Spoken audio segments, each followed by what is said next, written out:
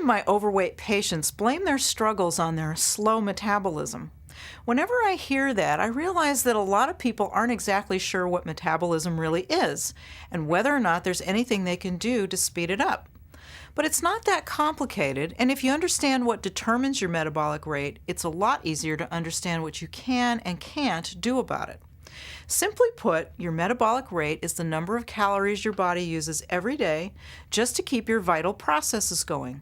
Sometimes it's called your resting metabolic rate because it's referring only to those calories you burn at rest to keep organs like your brain, heart, and lungs functioning. And about 75% of all the calories you burn every day are used just for these basic processes. The rest of the calories you use during the day go to fuel your activity and to digest and process your food. Each of us has our own unique resting metabolic rate that's determined primarily by how much lean body mass we have. You can think of your body as divided into two parts, the fat mass and the lean mass that's made up of everything that isn't fat, like muscles, bones, and organs.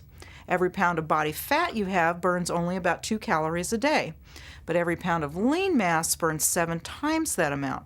So, the more lean mass you have, the higher your metabolic rate.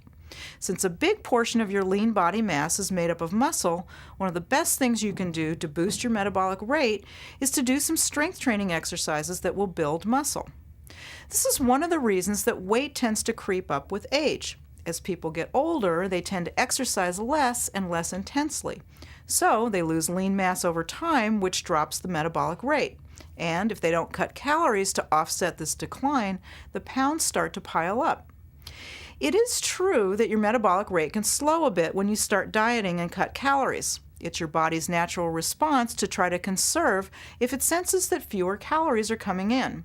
But the decrease in metabolic rate is relatively small, and if you become more active as you lose weight, you can offset these small changes.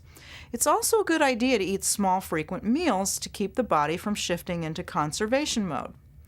And if you know someone who seems to eat all the time and yet never puts on an ounce, you might want to chalk up their good luck to a fast metabolism.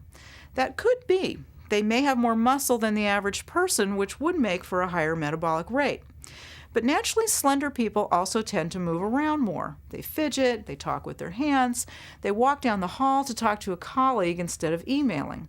And more activity means more calories burned. So once you've made the commitment to boost your metabolism by building more muscle, go ahead and put those muscles to use and move around frequently throughout the day.